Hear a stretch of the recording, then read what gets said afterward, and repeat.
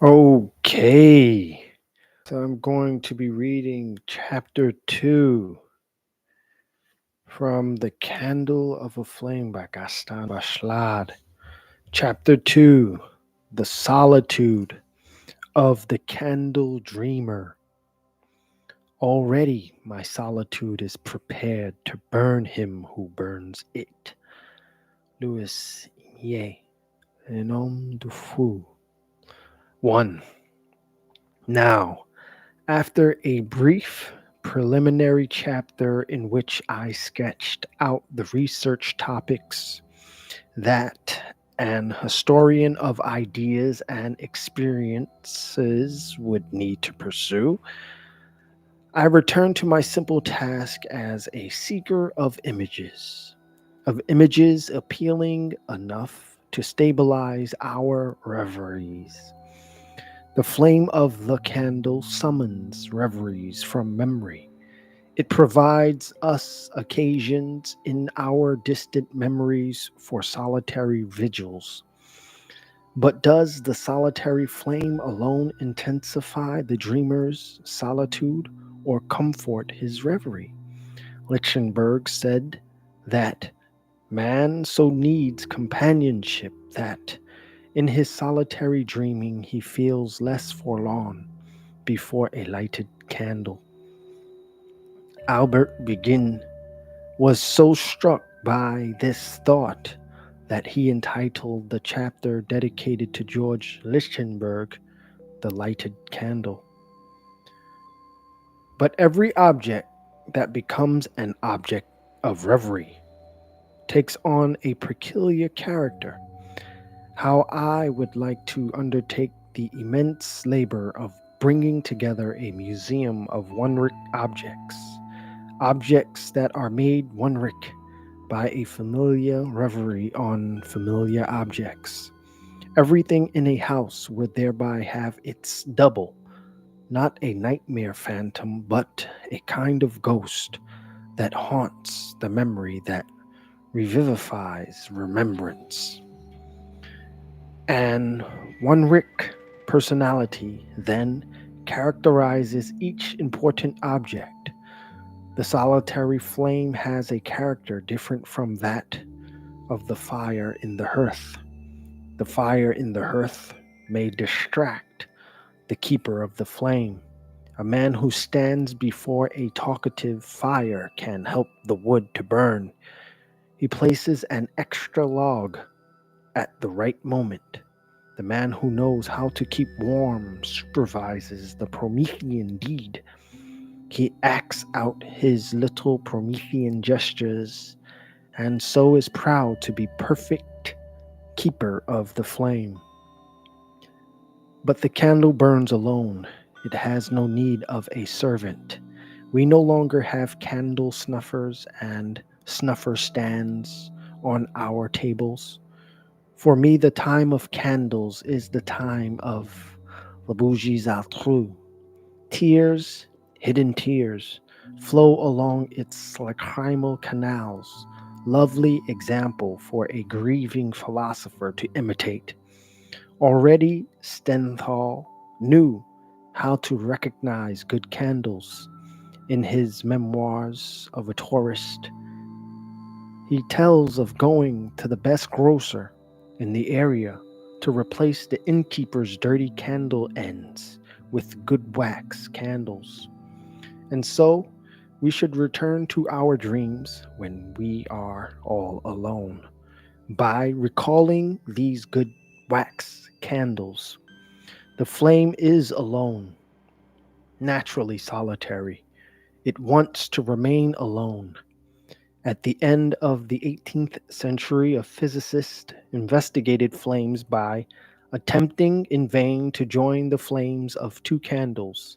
He placed the candles with their wicks side by side, but the two solitary flames, in their rapture of increasing and rising, failed to unite, and each kept its own vertical energy, maintaining at the top its own delicate tip. What a symbolic disaster this physicist's experiment is, emblem of two passionate hearts, trying in vain to help each other burn.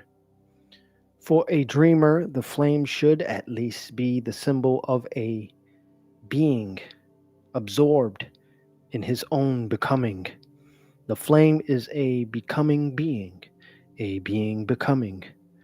If we could feel the flame alone and intact, the flame in the drama of being becoming, destroying itself by shedding light, these thoughts well up from the images of a great poet.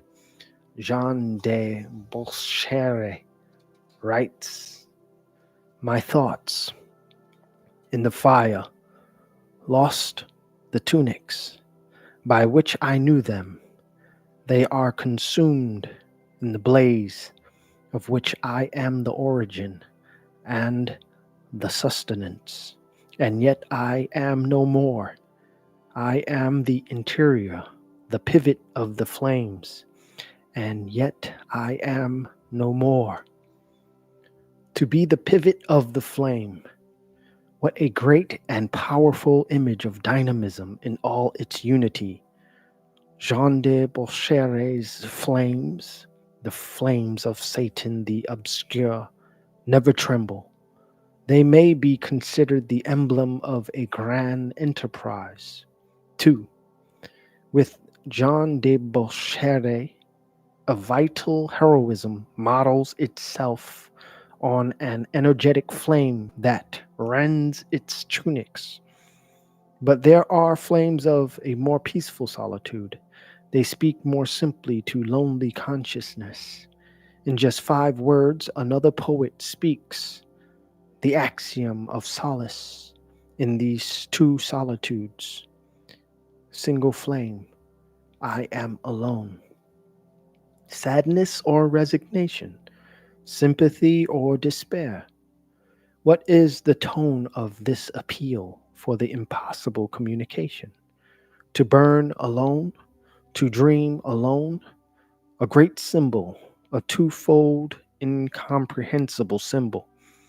On the one hand, it indicates the woman who, all afire, must remain alone without saying a word, and on the other, the taciturn man who has only solitude to offer, but the solitude of one able to love and be loved.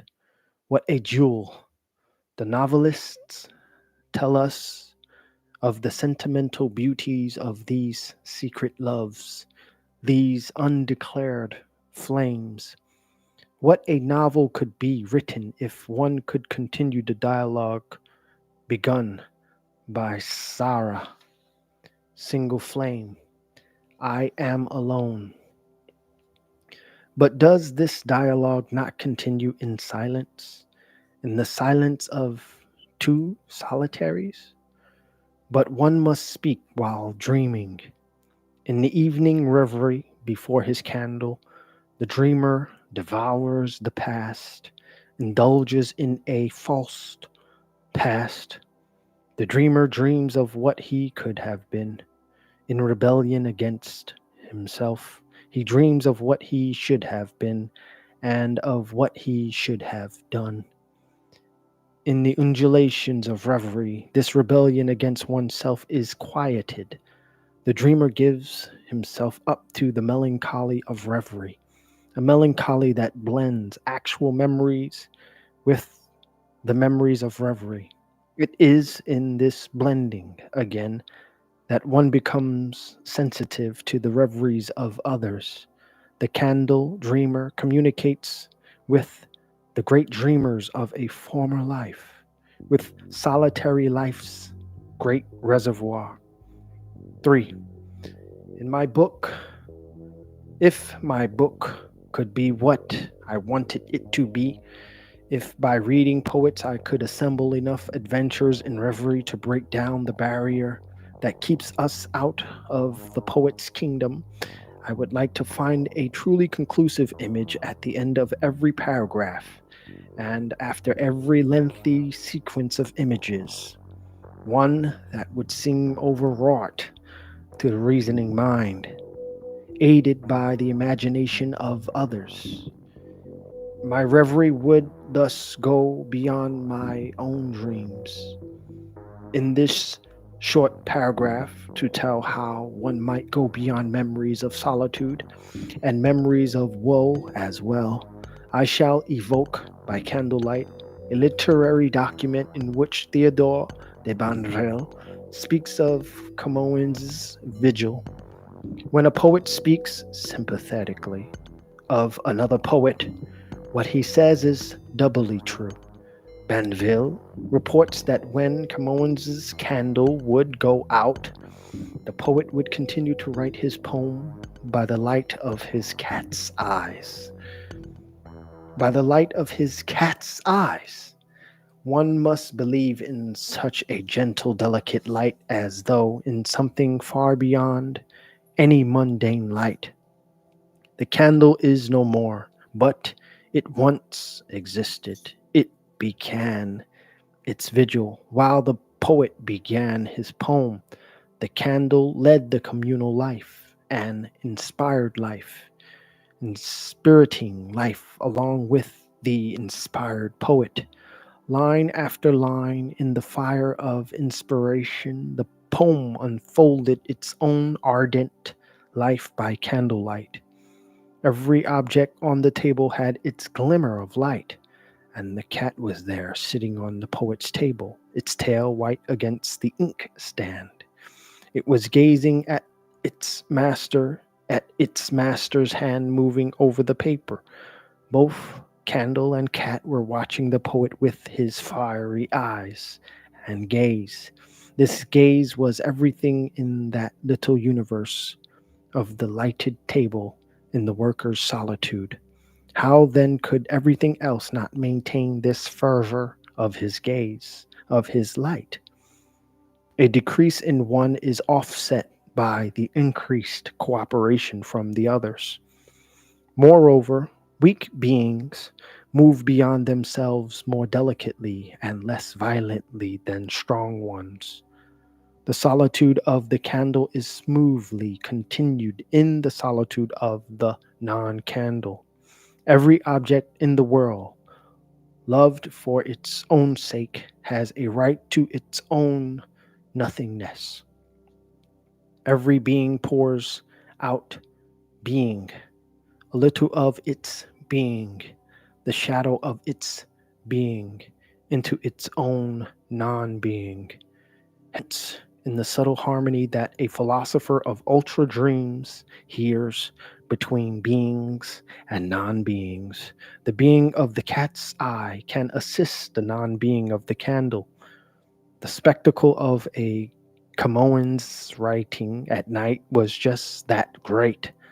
Such a spectacle has its own kind of temporality. The poem itself wants to reach its end. The poet wants to attain his goal. The moment the candle falters, how can one fail to see that the eye of the cat is a vessel of light? Certainly, Camoens' cat was not startled when the candle died. The cat, that vigilant animal, that attentive being which watches while sleeping, maintains its vigil with a light that is in keeping with the face of a poet illuminated by genius. 4. Now that an overwrought image has made us aware of the dramas of this faint light, we need no longer favor insistently visual images. Dreaming by candlelight, idle and solitary, one soon learns that this life which glows also speaks. Here again, the poets will teach us to listen. The flame whispers and whimpers. The flame is a suffering being. Somber murmurings emerge from this Gehenna. Every little pain is a sign of the world's pain. A dreamer who has read the works of Franz von Baader finds muffled, miniature bursts of lightning in the cries of his candle. He hears the noise of a being that is burning, that track that Eugene Susini tells us is untranslatable from German into French. Strange to say, the phenomena of sound and sonority are the least translatable elements from one language to another. The acoustic space of a language has its own reverberations. But do we know how to welcome into our mother tongue the distant echoes that reverberate at the hollow center of words? When reading words, we see them, we no longer hear them. What a reverberation the Clignoter Dictionary of French onomatopoeia was for me. It taught me to explore with my ear those cavities in syllables that constitute the sonic superstructure of a word. In amazement and wonder, I learned that to Noder's ear, the verb Clignoter, to wink, to blink, to flicker, was an onomatopoeia for the flame of the candle. Certainly the eye moves, the lid trembles when the flame trembles, but an ear entirely given over to an awareness of its own hearing has already heard the uneasiness of the light. You are dreaming and no longer looking, and here the brook like flow of the flame's noises is thwarted. The syllables of the flame coagulate. Listen carefully, the flame flickers. Primary words must imitate what is heard before translating what is seen. The three syllables of the flickering candle flame collide, break against one another. Clignoter. Not one syllable will blend into the other. The uneasiness of the flame is registered in the slight hostilities of the three sounds. A dreamer of words never fails to sympathize with this sonorous drama. Clignoter is one of the most tremulous words in the French language. Ah, these reveries go too far. They can only emerge from the pen of a philosopher lost in his dreams. He forgets the modern world where clignotement, blinking, is a sign studied by psychiatrists, where a clignotant blinker is a mechanical device that obeys the touch of the motorist's finger. But words, by allowing themselves to be so many things, lose their particularity. But words, by allowing themselves to be so many things, lose their particularity. They forget the first thing, the most familiar thing, the most basic of familiar things. A candle dreamer, a dreamer who remembers having been companion to this faint light, relearns primal simplicity by reading Noder. As I indicated in my preliminary chapter, a flame dreamer easily becomes a flame thinker. He wants to understand why the silent being of the candle suddenly groans. For Franz von Baader, this crackling, this shrack, precedes every inflammation, whether it be noisy or silent. It is produced by the encounter of two opposing principles in which one represses or subordinates the other to itself. Always, while burning, the flame must be reinflamed to sustain the authority of its light in opposition to growth matter. If we had a more sensitive ear, we would hear all the echoes of these intimate agitations. Sight synthesizes at too little cost. The rustlings of the flame cannot be so readily summed up. The flame speaks of all the struggles it must bear with to maintain its unity. But more troubled hearts are not soothed by cosmological views that consign the misfortunes of a thing to a general Gehenna. For a flame dreamer, the lamp is a companion of his states of soul. If it trembles, it presages an uneasiness that will disturb the room. The moment the flame twitches, so does the blood in the dreamer's heart. The flame is in anguish, and breath moves through the dreamer's throat in fits and starts. A dreamer physically at one with the life of things dramatizes the insignificant. In this particulate reverie, everything has human meaning for this dreamer of things. We could easily collect many texts concerning the subtle anxiety of gentle light. The flame of the candle is oracular. Let me give one brief example. During a night of terror, Strindberg's lamp is smoking.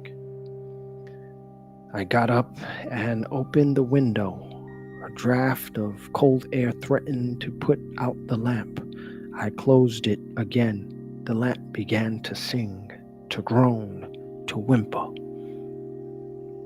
Let us remember that Strindberg originally wrote this story in French. Since the flame whines, it has a child's grief, and so the entire universe is unhappy. Strindberg knows once again that all the beings of the world presage unhappiness for him.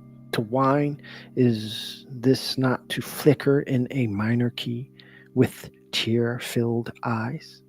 And if the tears are heard in the voice, is not such a word onomatopoeic for the liquid flame that now and then is poised in the philosophy of fire?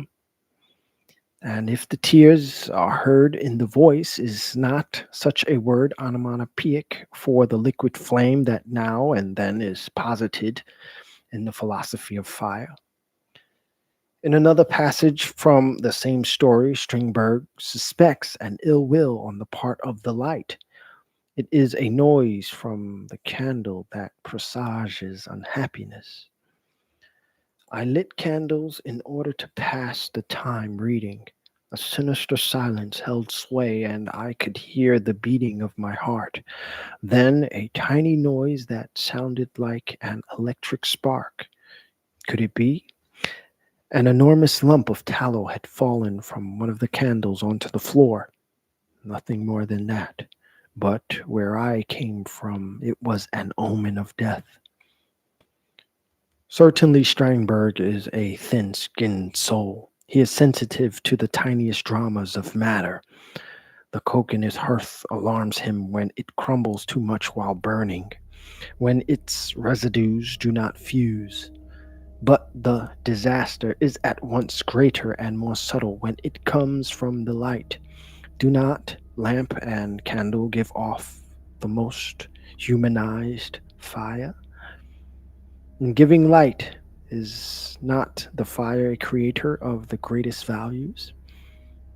A disturbance at the peak of natural values lacerates the heart of a dreamer who would be at peace with the universe. Note that no trace of symbolism is evident in Strindberg's anxiety over the candle's misery. The incident is everything. Though small, it shows itself to be a relief map of reality. It is easy to show how childish this Vasania is, yet it is still surprising that it occurs in a story full of real domestic suffering. But the fact is there. The psychological fact lived by the writer is doubled by the literary fact.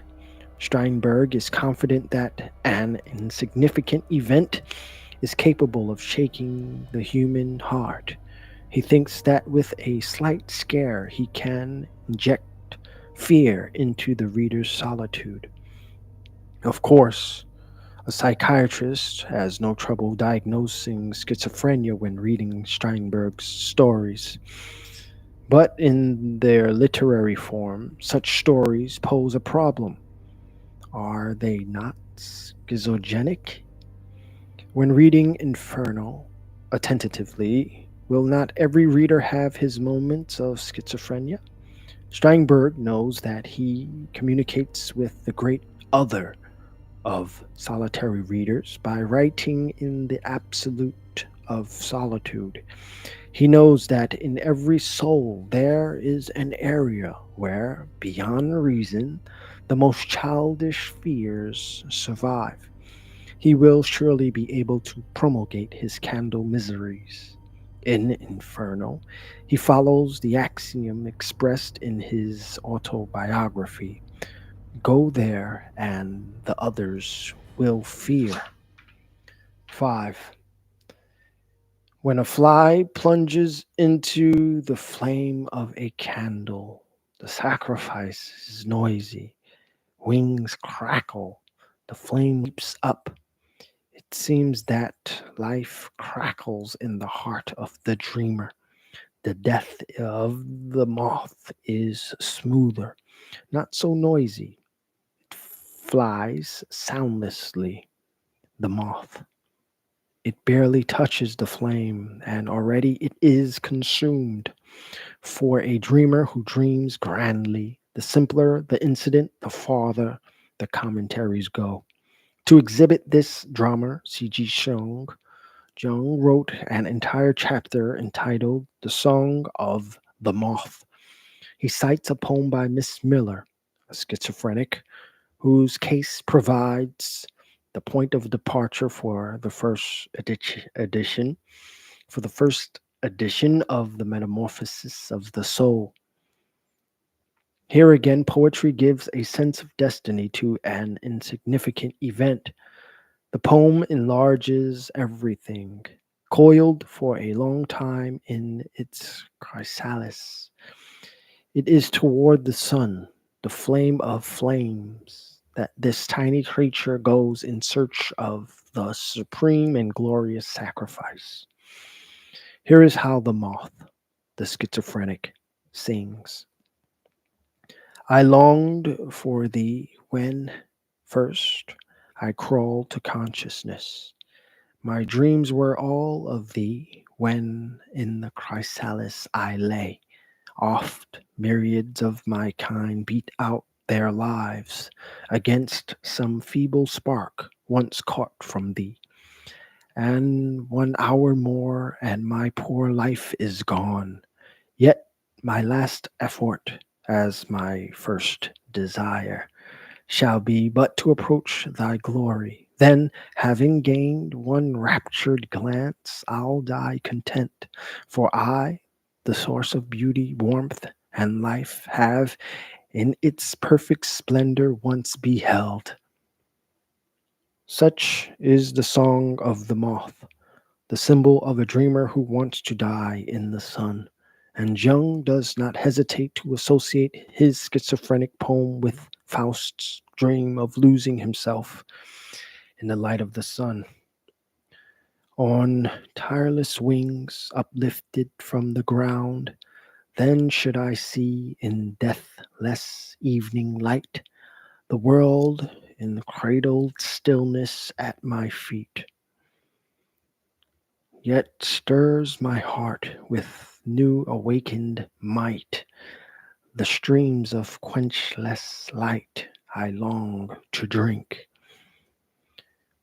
We do not hesitate to follow Jung as he associates the schizophrenic's poem with Goethe's, because there we experience that amplification of image, which is one of the most constant dynamics of literary reverie.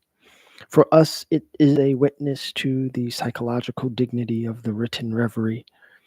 In the Divan, Goethe takes as his themes Liege and Fruit, blessed nostalgia, the sacrifice of the butterfly in the flame. I praise what is truly alive, what longs to be burned to death in the calm water of love nights. A strange feeling comes over you when you see the silent candle burning. Now you are no longer caught in the obsession with darkness, and a desire for higher lovemaking sweeps you upward. Now, arriving in magic, flying, and finally insane for the light, you are the butterfly, and you are gone. Goethe provided a great model for such a destiny. Die and become. And so long as you haven't experienced this, to die and so to grow, you are only a troubled guest on the dark earth. In his preface to the Divan, Henry Lichtenberger provides a broad commentary on the poem, The Mysticism of Oriental Poetry. Appeared to Goethe to be related to ancient mysticism, to Platonic and Heraclitean philosophy. Goethe, who plunged into the reading of Plato and Plotinus, distinctly perceived the relationship between Greek symbolism and Oriental symbolism. He recognized the identity between the Sufi theme of the butterfly throwing itself into the flame of the torch and the Greek myth, which makes the butterfly the symbol of the soul, showing us Psyche in the form of a young girl or butterfly seized and captured by Eros, burned by the torch. 6. The moth plunges into the flame of the candle. Positive phototropism, says the psychologist, who measures material forces. Empedocles complex, says the psychiatrist, who wants to find something human at the root of primary impulses. And both are right. But it is reverie that makes them agree. Since the dreamer, watching the moth in this tropism, his death instinct, faces the image and says, "Why not me?" Since the moth is a tiny Empedocles, why will I not be a Faustian Empedocles who, in death by fire in the sun, will conquer light? Though the butterfly may come to burn its wings in the lamp because we did not take the trouble before the incident could occur of extinguishing the flame, this cosmic lapse rouses no sensitivity in us. Still, what a symbol this is, this being who burns up his wings, burning his Raymond, burning his being. A dreaming soul will never stop meditating upon it. When Pierre Jean Jouve's Paulina sees her own beauty before her first ball, when she wants to be as pure as a nun, and yet tempt all the men, it is the death of a butterfly in the flame that she evokes. No, no, dear butterfly, watch out for the flame. Another one is going to die, like the one last night. It's going to die right now. It's coming back to the fire in spite of itself. It doesn't understand fire. Half of one wing already burned. It comes back and comes back again. But that's fire, poor butterfly. That's fire. Paulina is a pure flame, but a flame for all that she wants to be a temptation. But she herself is tempted. She is so beautiful. Her own beauty is a fire that tempts her. From the first scene, the drama of the death of purity in sin is played out. Jouve's novel is the story of a destiny to die by love, in love, like the butterfly in the flame. Isn't this to realize the synthesis of Eros and Thanatos? Zhu's account is animated simultaneously by life and death instincts. These two instincts, as revealed by Jouve in their depth and primitiveness, are not opposites. Jouve, as depth psychologist, shows that they operate in the rhythms of one particular destiny, in those rhythms that cause endless revolutions in a single life. And the primary image of feminine destiny, which Jouve chooses, is that of a butterfly burned by a candle on the night of the first ball. I have wished to pay attention to the most diverse flame dreamers, even those who meditate on the death of Luna, moths attracted by the light. But I do not join in such reveries. I have experienced vertigo. The void attracts me and frightens me, but I do not suffer from an Epidoclean vertigo,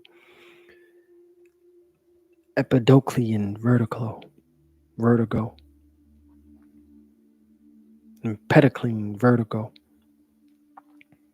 but I do not suffer from an Empedoclean vertigo. The solitude of death is too great a subject of meditation for the dreamer of solitude that I am.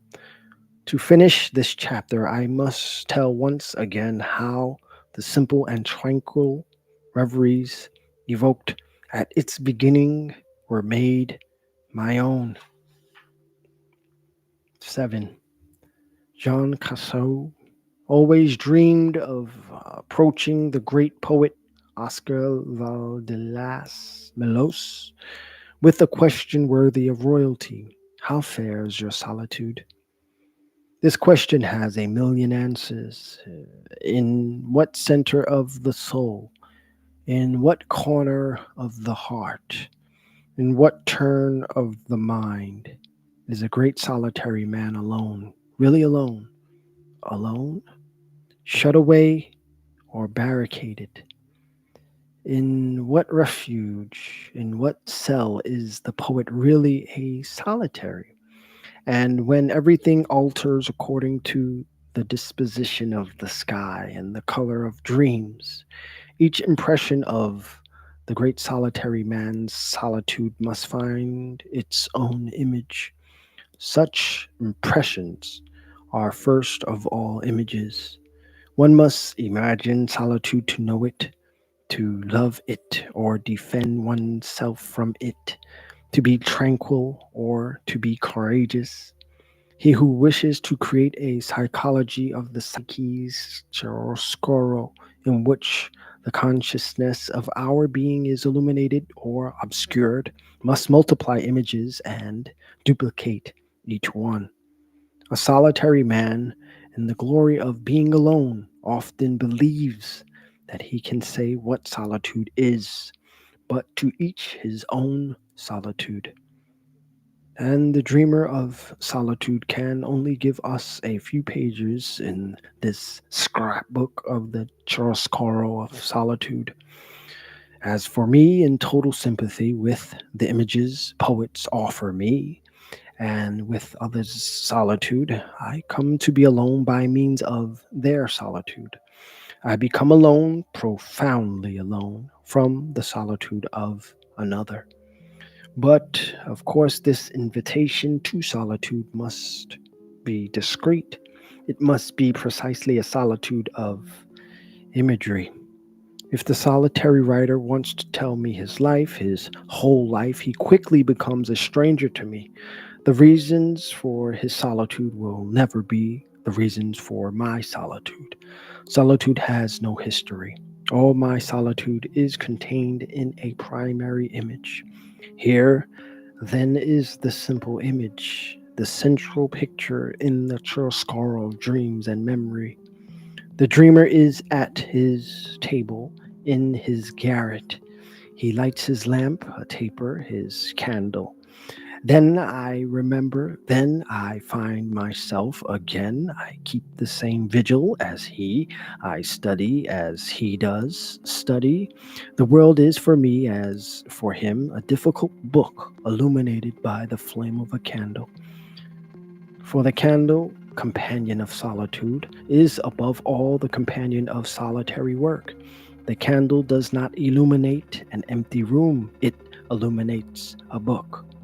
Alone at night, with a book illuminated by a candle, book and candle, double island of light against the double darkness of the night and of the mind. I study. I am only the subject of the verb to study. I dare not think. Before thinking, one must study. Only philosophers think before studying. But the candle will burn out before the difficult book is understood. One should not waste the time of candlelight, the long hours of the studious life. If I raise my eyes from the book to look at the candle, I dream instead of studying. So the hours ripple in the solitary vigil, undulates between the responsibility of knowledge and the freedom of reveries, that too easy freedom of a solitary man. I myself need no more than the image of a person at his candlelight vigil to begin this undulant movement of thoughts and reveries. Indeed, I would be troubled if the dreamer at the center of the image told me the reasons for his solitude, some distant history of life's betrayals. Ah, my own past is enough to burden me. I have no need for someone else's, but I need others' images to revivify my own. I need others' reveries to remind me of my work in the faint light, to remind me that I too have been a candle dreamer.